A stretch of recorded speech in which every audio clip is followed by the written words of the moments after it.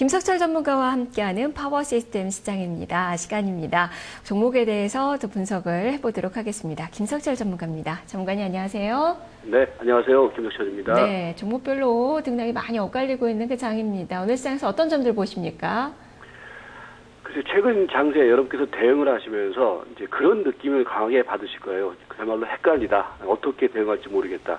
사실 이거는 전문가들도 마찬가지일 겁니다. 그만큼 시장의 흐름이 혼조 흐름을 보이고 있는데 그 흐름을 보이고 있는 배경이 뭐냐? 결국은 모멘텀이 없다라는 거죠. 그러니까 사실 지난 금요일 코스에서는 우리 시장이 이제 미국의 어떤 모멘텀을 받고 올라갔다가 또다시 주말에 마감한 미국 시장이 약세 흐름을 보이면서 또다시 조정을 보이고 있는데 지금은 여러분들께서 시장의 흐름을 볼 때 이제 해외 쪽보다는요, 우리 시장 자체적인 흐름이라든지 시세 변화 흐름에 주목을 해야지 조금 더 시장을 잘 볼 수 있지 않느냐, 이 부분을 먼저 말씀드리는데요.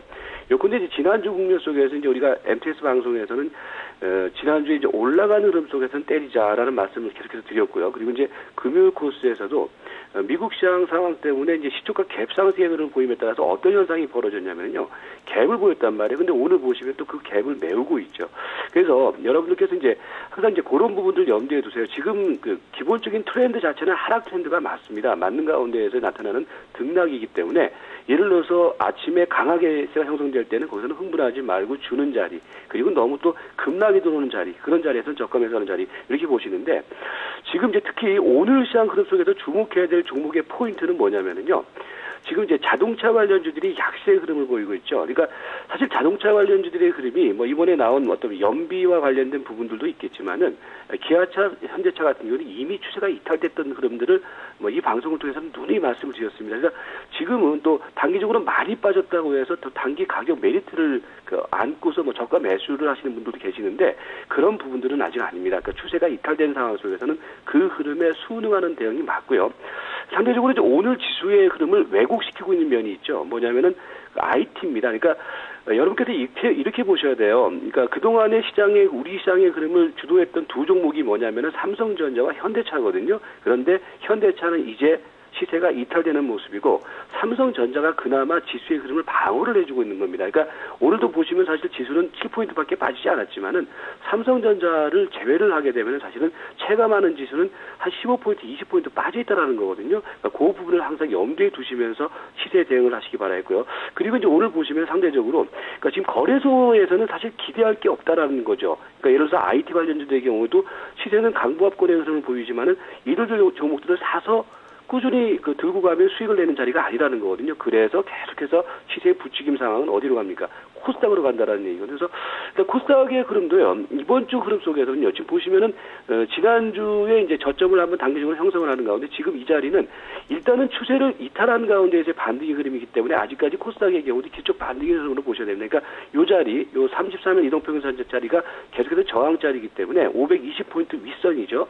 지난번에 이제 524포인트대에서 한번 매도 자리다라는 말씀을 드린 바 있었는데 다시 이 자리까지 오는 시점은 거기는 또 단기적으로는 매도 자리이기 때문에 지금 그러니까 516포인트 이상 가격 끝에서는 공격적인 매수보다는 또 다시 이 자리부터는 또 현금화를 시키는 관점, 이렇게 지금 코스닥의 경우에도 대응을 하시면 될 것 같습니다. 네, 그렇다면 MTS 관심주 중에서 단기 관심주들 대체적으로 코스닥 시장의 종목군들이 주를 이루고 있는데요. 이 종목군들은 어떻게 해야 될지 하나하나 소개를 해주시죠. 네, 종목들을 한번 보면은요, 뭐 코스닥 같은 경우에는 뭐 계속 이제 바닥권 종목이라든지 추세 전환형 종목을 계속해서 보자라는 말씀을 이제 드리고 있는데 보시면은 뭐 하나 마이크론이라든지 이거는 이제 바닥형 종목이고요.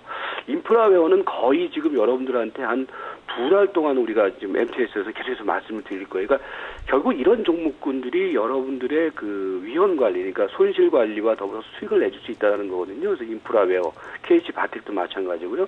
최근에 말씀드린 HRS의 경우도 흐름 괜찮죠. 그다음에 한올 바이오파마, 그다음에 이제 지난 금요일 날 추천드렸던 강원랜드, 이 종목의 경우도 이제 시세가 살아나가고 있죠.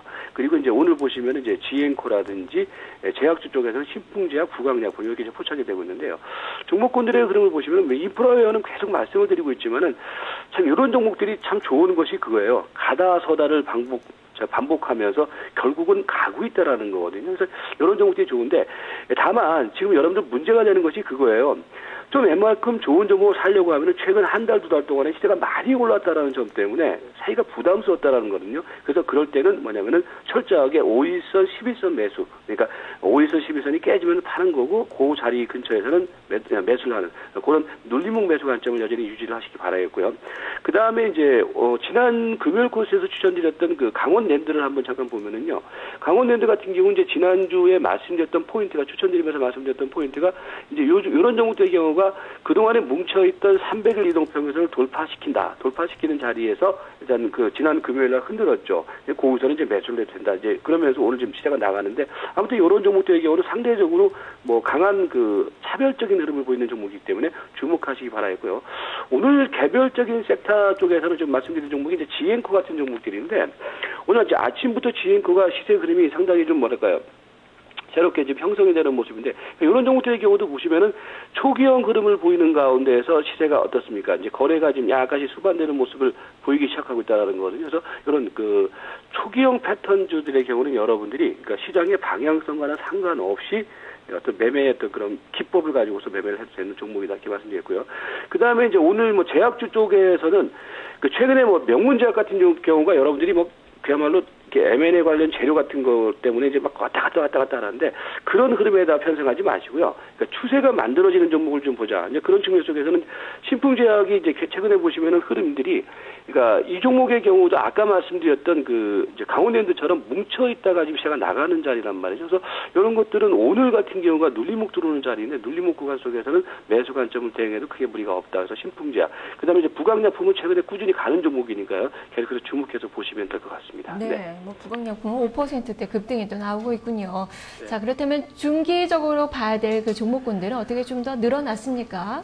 네, 약간씩 이제 늘어나고 있으니까 어떻게 늘어나고 있냐면은요. 이제 최근에 이제 여러분들이 앞으로 이제 우리가 기회라는 측면을 생각을 해보면은 어떤 쪽에다가 기회를 우리가 생각을 할 수 있냐면은 결국은 작년 5월 달부터 빠졌던 종목들, 이른바 가치주 종목들이겠죠. 조선해운, 철강화학. 그러니까 이런 종목들이 이제 새롭게 최근에 늘어나고 있으니까 그거는 약간 시세의 변화 흐름이기 때문에 주목을 하시기 바라고요.